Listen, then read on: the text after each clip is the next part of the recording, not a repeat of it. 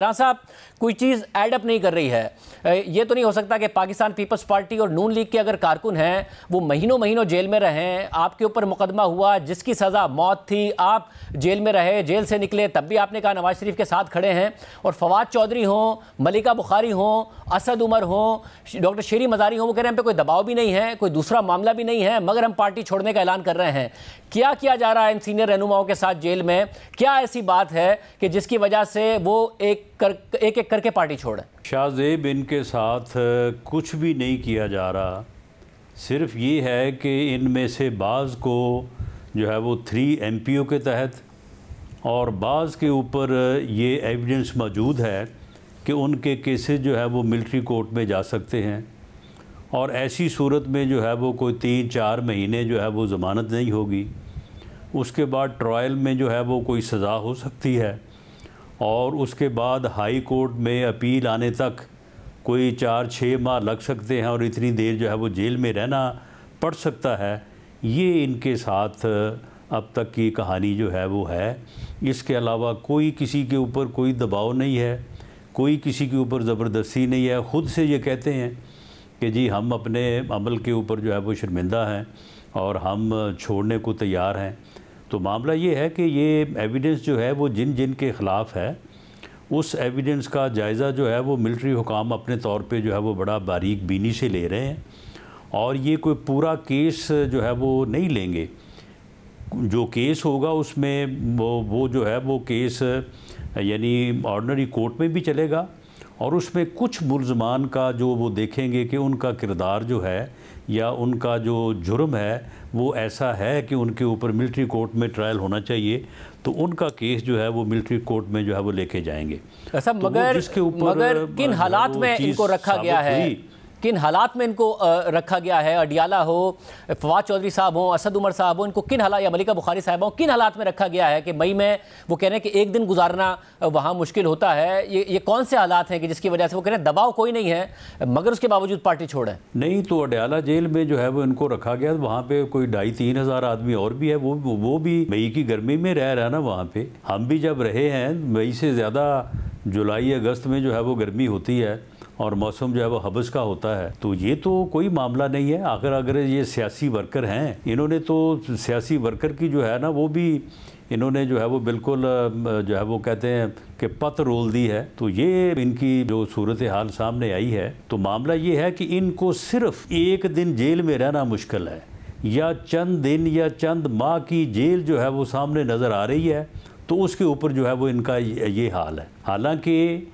हमारे सामने जो इन्होंने केसेस जे लाए थे उनमें तो सज़ा कोई 4 माह या 6 माह या 2 साल या 4 साल की नहीं थी, वो तो सज़ाए मौत के केसेस थे। लेकिन तो फिर भी अल्लाह ने हमें जो है वो हिम्मत दी, हम अपनी जमात और अपने लीडर के साथ जो है वो खड़े रहे। तो अब इनको हौसला करना चाहिए था, लेकिन हौसला तब करते अगर इनकी कोई सियासत होती। ये तो एक फितना था, फितना है, और इसका मासवाए इस मुल्क की सियासत में जो है वो नफ़रत और बुग़्ज़ के अलावा इनका और कोई किरदार, कोई और काम नहीं था। इन्होंने यही कुछ किया है पूरे 5 साल। मगर राना साहब, ये जो कुछ हो रहा है, मैं हम्माद रज़ा साहब आवाज़ें को सो, मगर देखिए जो गिरफ्तार हो जाए, अगर वो रिहा होगा सिर्फ उस सूरत में जब पार्टी छोड़ेगा, गिरफ्तार नहीं होगा तो घर वालों के साथ क्या हो रहा है? हम्माद रज़ा साहब ने ट्वीट किया कि कल मेरे वालिद को धमकी दी गई थी कि उनकी बेटियां भी गिरफ्तार हो सकती हैं। आज मेरी 2 बहनों के घर छापे पड़े लेकिन वो दोनों मौजूद नहीं थी। फिर वो बता रहे हैं कि मैं 3 बहनों का वाहिद भाई हूँ। कल मेरे घर पर रेड किया गया, मेरे वालिद को थ्रेटन किया गया, 80 बरस से ज़ायद के उनके वालिद हैं, और फिर उनको कहा गया कि उनकी बेटियों को उठा लिया जाएगा, और आज तकरीबन 1 घंटे तक उनके जो 3 बहनें हैं उनके घर पर रेड किया गया। अब ये सब कर रहे हैं। जो गिरफ्तार है उसे रिहाई इस बात पे मिलेगी कि पार्टी छोड़ो, जो गिरफ्तार नहीं है उनके घर वालों को तंग किया जा रहा है। नहीं शाहजेब, मामला ये है कि अब आप चौधरी परवेज़ इलाही साहब का मामला देख लें, बाकी इन सब के मामलात को आप देखें।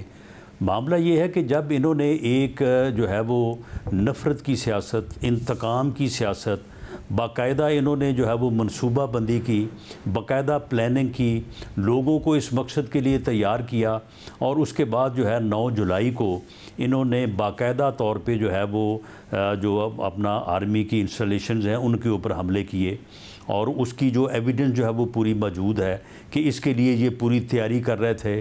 पेट्रोल बम बनाने की ट्रेनिंग ले रहे थे। गुलेल जो है ये आप देखें कि जीबी की गुलेल भी और लाहौर की भी एक ही जगह से जो है वो सारी बनी हुई है। तो पूरा इन्होंने तैयारी के साथ जब एक इन्होंने काम किया और ये अब ऑफेंस जो इन्होंने किया है उसमें इन्होंने यानी इस हद तक चले गए। देखें, किसी भी कौम के शोहदा जो हैं वो उस कौम का प्राइड होते हैं और उस प्राइड की बुनियाद के ऊपर उस कौम का दिफा होता है। तो जब ये क्रॉस करके लोगों के घरों को आग लगाने, आप मुझे बताएं कि 75 साल पाकिस्तान की तारीख में कभी यानी बदतरीन मुखालफत के बावजूद कभी किसी सियासी मुखालफ का किसी सियासी मुखालफ ने घर जलाया है? इन्होंने काम ही यहाँ से शुरू किया कि घरों को जो है वो आग लगाओ। शोहदा की यादगारों को, उनके मुजस्मों को किस तरह से जो है उन्होंने जलाया, किस तरह से उन्होंने बेहुरमती की।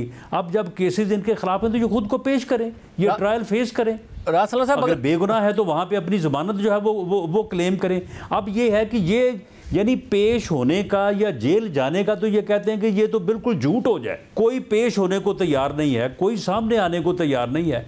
तो जब इस तरह से छुपेंगे तो फिर पुलिस जो है वो कभी इनको इनके अजीज़ों के घरों में, कभी भाइयों के घरों में, कभी बहनों के घरों में। मगर रासर साहब, कल जो आप लोगों ने जियो फेंसिंग का डेटा जारी किया था कि किस किस रहनुमा ने राब्ता किया उन लोगों से जो बलवाई थे, इमरान खान साहब का जिक्र था, दीगर रहनुमाओं का जिक्र था, हमाद साहब का भी जिक्र था। उन्होंने कहा कोई एक राब्ता मेरा साबित करके दिखा दे कि मैंने उस दिन किसी को भी फ़ोन किया हो, मैंने किया ही नहीं है। तो ये जियो फेंसिंग का रिकॉर्ड है, ये भी क्या फिर मैनिपुलेट किया जा रहा है लोगों को इम्प्लीकेट करने के लिए कि किसी तरह गिरफ्तार हो और फिर रिहाई शर्त पर होगी जी आपने इमरान खान से को छोड़ना है? नहीं, मामला ये है कि अगर इनकी गिरफ्तारी होती है, गिरफ्तारी के बाद ये जेल जाते हैं तो ये जाएँ ना, अदालत में जाएँ, अपना इन्वेस्टिगेशन में अपना फैसला जो है उसको जो है वो फेस करें। मामला ये है कि इनके ख़िलाफ़ जो एविडेंस है, एविडेंस इस हद तक मौजूद है कि ये पूरे साल पे एविडेंस मुहीत है। ये पूरा साल जो है ये आप मुझे बताएं कि इनके जो सोशल मीडिया पे इनके अकाउंट हैं वहाँ पे जिस किस्म की गुफ्तगू, जिस किस्म का जो है ये यानी ज़हन साजी ये करते रहे हैं, तो ये तो हर एक के ख़िलाफ़ जो ये किस तरह से कहते थे कि जी अवाम फट पड़ेंगे, अवाम जब बाहर निकलेंगे आपको छुपने के लिए जगह नहीं मिलेगी, अवाम जो है वो चर दौड़ेंगे, अवाम जो है वो हर चीज़ को बहा के ले जाएंगे। ये किस बात के इशारे करते थे? मगर सारी तैयारी जो है ये इसी मकसद के लिए कर रहे थे, लेकिन उसमें अवाम इनके साथ नहीं थे। यही जो चंद 100 लोग हैं जिनको उन्होंने ट्रेंड किया था वो उस दिन उसके मुताबिक निकले हैं और उन्होंने ये जुर्म जो है ये बाकायदा मनसूबाबंदी से, प्लानिंग से जो है वो उन्होंने ये किया है। सब ये फिर ये सहूलत फिर अगर ये सारी मनसूबाबंदी सीनियर रहनुमाओं ने की थी और ज़ाहिर एग्जीक्यूट ग्राउंड के वर्कर ने किया था, अगर सीनियर रहनुमाओं के लिए ऑप्शन मौजूद है कि पार्टी छोड़ो वरना ये सबूत मौजूद है और मिलिट्री कोर्ट में ट्रायल होगा, तो गरीब कारकुन के लिए फिर ये ऑप्शन क्यों मौजूद नहीं है जिनके मिलिट्री कोर्ट में भेजे जा रहे हैं? उन्हें भी ये ऑप्शन दिया जाए कि जी आप डिस्टेंस इख्तियार करें, तो आपके लिए भी ये रियायत मौजूद है। ये सबूत होने के बावजूद जो सीनियर रहनुमाओं के लिए सिर्फ रियायत है? नहीं, देखें जो इन्वेस्टिगेशंस हो रही हैं, जो इनके मुतल्लक जो है वो सबूत सारे इकट्ठे हैं, मैंने जिस तरह से अर्ज़ किया है कि कोई ज़रूरी नहीं है कि सब के केस मिलिट्री कोर्ट में चलें, ऑर्डनरी कोर्ट्स में भी जो है वो केस चलेंगे। तकरीबन 282 FIRs दर्ज हुई, उनमें से 105 जो हैं वो ATA कोर्ट में चलेंगी और बाकी जो ऑर्डनरी कोर्ट में चलेंगी। जो मिलिट्री कोर्ट में केसेस जा रहे हैं, मेरा नहीं ख्याल कि उनकी तादाद जो है वो 5-7 से ज़्यादा होगी। और जो मुल्ज़मान गिरफ़्तार हैं उनमें से चंद दर्जन लोग होंगे जिनकी तादाद जो है वो होगी जो मिलिट्री कोर्ट में जिनका ट्रायल होगा। अब देखें, हर आदमी का जो जुर्म है उसकी एक अपनी नोयत है, उसके मुताबिक उसका फ़ैसला होगा कि वो ऑर्डनरी कोर्ट में फ़ाल करता है, ATA में फ़ाल करता है या वो मिलिट्री कोर्ट में फ़ाल करता है। लेकिन यहाँ पे जिस आदमी के ख़िलाफ़ जो है वो जो सबूत होगा वो पूरी तरह से जो है वो सब्सटेंशिएट करेगा तो फिर ही उसके ख़िलाफ़ जो है वो केस चलेगा। इसमें बहुत सारे लोग होंगे जो माफ़ी तलाफ़ी के ऊपर, शर्मिंदगी के ऊपर जो है वो उनकी रिहाई या उनकी माफ़ी हो सकेगी, और बहुत सारे लोग ऐसे होंगे कि जिनकी माफ़ी नहीं हो सकेगी, जिनका ये सारा कुछ ट्रायल के कंक्लूड होने के बाद भी अगर कोई आदमी जो है वो अदालत के सामने भी शर्मिंदगी का इजहार करे, अदालत के सामने भी जो है वो अपने आप को गिल्टी प्लीड करे और माफ़ी का खासगार हो, तो वहाँ पे भी जो है सज़ा में राहत दे दी जाती है, सज़ा में कमी ले आई जाती है। मगर साहब, ये सारा चीज़ जो है ना, ये तो इस मरहले पे भी और अगले मरहले पे ये चीज़ तो रहेगी।